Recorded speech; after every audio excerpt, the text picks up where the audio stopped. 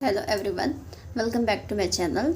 और जैसा कि आप मुझे जानते हैं कि मैं यूपीएससी की जितने भी बुक्स होती है उसकी रिव्यू करती हूँ, जो भी इम्पोर्टेंस बुक्स है या फिर जो स्टैंडर्ड बुक्स है उसकी। लेकिन आज मैं कोई बुक की रिव्यू लेकर नहीं आई हूँ। आज मैं ऐसे 10 पॉइंट्स को लेकर आई हूँ जो कि हमारे यूपीएससी प्रीलिम्स का जो 23 का एग्ज़ाम है उसके लिए। तो आज मैं लेकर आई हूँ ये बहुत ज़्यादा इम्पॉर्टेंट जो पॉइंट्स होते हैं हमारे लास्ट जो 28 डेज़ के लिए, जो स्ट्रेटजी होनी चाहिए हमारी वो क्या होनी चाहिए उस पर लेके आई हूँ। ये मैंने बहुत सारे जो हमारे टॉपर्स हैं उनके इंटरव्यू को देखा है। बहुत सारे ऐसे फेमस टीचर हैं जो यूपीएससी के लिए बहुत अच्छे से जाने जाते हैं।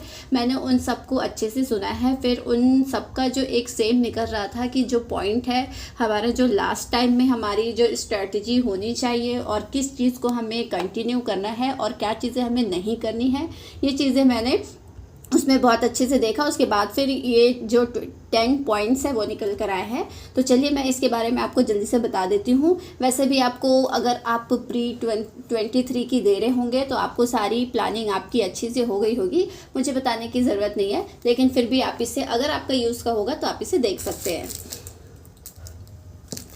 तो सबसे पहले आता है हमारा प्लानिंग। जो अगर आपने यूपीएससी 23 देने का सोचा है तो आपने प्लानिंग भी करके रखा होगा। इसमें प्लानिंग का मतलब ये है कि आपने जो भी अभी तक जो फॉलो किया है जिसको भी, उसे ही आप आगे कंटिन्यू करें। अपने प्लान को लास्ट टाइम पे चेंज ना करें, क्योंकि इससे फिर आपका जो सारा टाइम टेबल होगा, जो पढ़ने का तरीका होगा, वो सब कुछ इफ़ेक्ट होगा। तो जो आपका प्लानिंग है वो आप उसे ही रखें और उसे ही आगे फॉलो करें। और नेक्स्ट हमारा आता है सेल्फ नोट्स।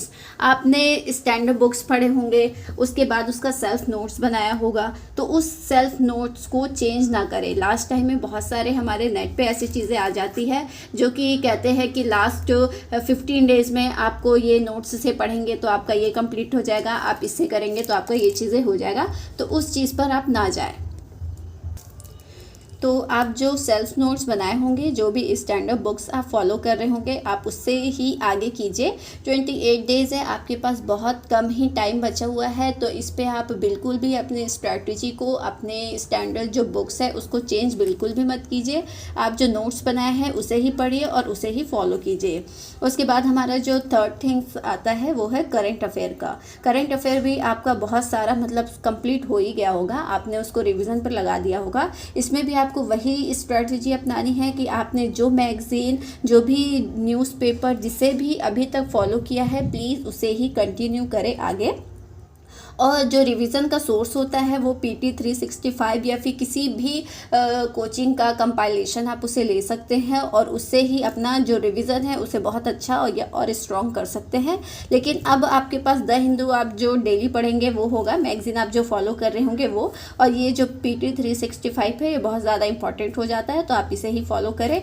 और आपका जो करंट अफेयर होगा, अब उसके लिए ज़्यादा पैनिक ना हो। मान लीजिए आपने 1.5 साल का किया है तो आप जो 1.5 साल का है उसे ही बहुत अच्छे से कीजिए। उसके आगे का उससे ज़्यादा करना है, फिर आप नई चीज़ों को करंट में लेंगे तो आपको इससे कन्फ्यूज़न हो सकता है। तो आप इसके लिए जो भी अपना जो भी नोट्स रखे होंगे आप उसे ही फॉलो कीजिए।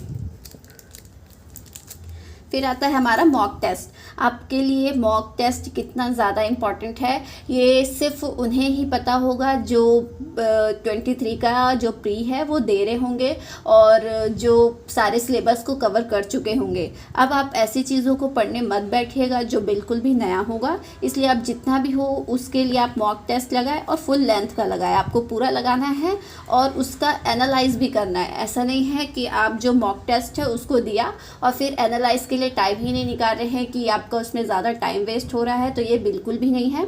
आपको चीज़ों को एनालाइज करना बहुत ज़रूरी है ताकि आपको समझ जाए कि आपका जो टॉपिक है वो कितना ज़्यादा इम्पॉर्टेंट है और कहाँ तक आपने उसे कवर किया है। फिर बात आती है PYQs की। तो ये जो होती है प्रीवियस ईयर क्वेश्चंस, ये बहुत ज़्यादा इंपॉर्टेंट हो जाती है। आप इसे कंटिन्यू करें, इसे देखते ही रहें। मॉक टेस्ट भी लगाएं, इसे फुल लेंथ का लगाएं और PYQs के लिए अलग से टाइम निकालें और इस चीज़ को भी आगे फॉलो करते रहें। फिर आती है आपकी जो नेगेटिव थिंग, आपके माइंड में अभी बहुत सारी चीज़ें होंगी कि अब मेरा सिलेबस कवर नहीं हुआ है, मेरा करंट अफेयर अभी कंप्लीट नहीं हुआ है, तो क्या मैं इस एग्ज़ाम को दूं या फिर नहीं दूं, या फिर इसे आगे हम पोस्टपोन कर देते 24 का। लेकिन मेरा मानना है कि आपने अगर डिसाइड कर लिया है कि 23 में आपको देना है तो आप उसे बिल्कुल दें। आप उसे प्लीज़ ये करके मत सोचिएगा, क्योंकि कितने भी टॉपर हो, चाहे जितने भी टॉपर हो, आप किसी से भी पूछ लीजिए, किसी का भी ऐसा किसी के साथ नहीं होता है कि उनका सारा का सारा सिलेबस कवर हो। सबका यही हाल होता है कि उनका सिलेबस कवर नहीं रहता है, या फिर उनको टेंशन होती है कि वो करंट अफेयर कहाँ से करेंगे, स्टैंडर्ड बुक्स को, या फिर मल्टीपल रिविज़न नहीं होता है। तो आप इस चीज़ को बिल्कुल भी मत सोचिए। अगर आपने तैयार किया है 23 के लिए तो आप प्लीज़ उसमें एग्ज़ाम में बैठिए और उस एग्ज़ाम को दीजिए। फिर आता है हमारा सी सेट। आप देख रहे हैं पहले के जो आता था सी सेट वो थोड़ा सा इजी होता था, लेकिन अब इसको जो यूपीएससी है बहुत ज़्यादा टफ करते जा रही है, तो आप इसे बिल्कुल भी लाइट ना लें। जो सी सेट है वो बहुत ज़्यादा इंपॉर्टेंट हो जा रहा है। इसमें आपको ऐसा करना है कि आपका चाहे मैथ्स हो, रीजनिंग हो या कॉम्प्रिहेंसन, जो भी आपका पार्ट स्ट्रॉन्ग है आप उसे पहले और बहुत अच्छे से कर लीजिए। अब तक आपका सी सेट कंप्लीट हो जाना चाहिए और उसे आप मल्टीपल टाइम रिविज़न कीजिए, और बार बार इसके भी PYQs और मॉक टेस्ट होते हैं, इसे दीजिए ताकि आपका ये बहुत अच्छे से तैयार हो जाए। फिर आता है हमारा जो हमको कुछ योगा करना रहता है या एक्सरसाइज या फिर मेडिटेशन करना है, वो आप उसके लिए दिन में कम से कम 10 से 20 मिनट टाइम निकालिए। आपको इसके लिए टाइम निकालना भी बहुत ज़रूरी हो जाता है। आप इसे टाइम पास मत समझिए कि आप अपना 10 से 20 मिनट आप देंगे तो आपका जो दिन है वो उससे बहुत अच्छा हो जाएगा, आपका माइंड बिल्कुल फ्रेश रहेगा और आपको जो रिवीजन करने में जो भी हेल्प होगी वो बहुत अच्छे से होगी। और आप इसको कंटिन्यू कीजिए, चाहे लास्ट टाइम ही क्यों ना हो, आपको इसे रोज़ करना है। आपको सिर्फ 10 से 20 मिनट, ज़्यादा से ज़्यादा आप इसे 30 मिनट के लिए निकाल सकते हैं। फिर आता है हमारा फोकस एरिया, जो आपका बहुत ज़्यादा स्ट्रॉन्ग है, जो भी सब्जेक्ट स्ट्रॉन्ग है। जैसे फोकस एरिया हमारा बहुत सारा हो सकता है, polity, economy, environment, history, art and culture, science and tech, मतलब आपका कुछ भी स्ट्रॉन्ग हो सकता है। तो जो पार्ट आपका स्ट्रॉन्ग है उसका तो रिवीजन कीजिए, लेकिन जो टॉपिक आपको अच्छा नहीं भी लगता है आपको उसे पढ़ना है, क्योंकि आपका अगर लास्ट किसी का हो सकता है कि लास्ट अटैम्प्ट है तो उनको तो कुछ भी चीज़ें बताने की ज़रूरत नहीं है, क्योंकि उनको सारी चीज़ें बहुत अच्छे से पता होता है। लेकिन जो पहली बार दे रहे हैं उनके लिए ये ध्यान में बहुत मतलब रखना पड़ेगा कि उनका फोकस एरिया क्या है और वो कहाँ पे बहुत ज़्यादा नंबर गेन कर सकते हैं। जैसे पॉलिटी ऐसा पार्ट है जिसमें आप अच्छे मार्क्स ला सकते हैं, इन्वायरमेंट में ला सकते हैं, साइंस एंड टेक में ला सकते हैं। ये सारी चीज़ें करंट अफेयर से रिलेटेड होती है, तो आपको इसको लिंक करके और उसे स्टैटिक्स से मिला के पढ़ना है, ताकि आपका करंट भी कवर रहे और जो हमारा स्टैटिक्स है उसे भी आप अच्छे से कवर कर लें। फिर हमारा जो नेक्स्ट है वो होता है मैपिंग। मैपिंग में आपका जियोग्राफी में बहुत ज़्यादा हेल्प करता है।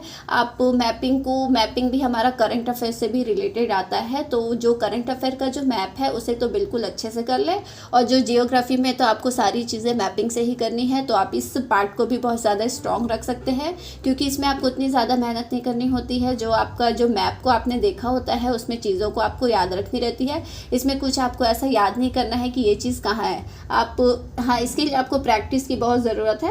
आपको सारी मैपिंग बनाने आनी चाहिए। आपको भारत का नक्शा जो होता है चाहे वर्ल्ड का हो, वो बहुत कम टाइम पे बना के उसे मतलब करना है कि आपको कहाँ पे क्या चीज़ें पॉइंट को वहाँ पे डालना है, वो चीज़ आपकी स्ट्रॉन्ग होनी चाहिए। तो आपको मैपिंग भी अपना बहुत अच्छे से तैयार करके जाना है।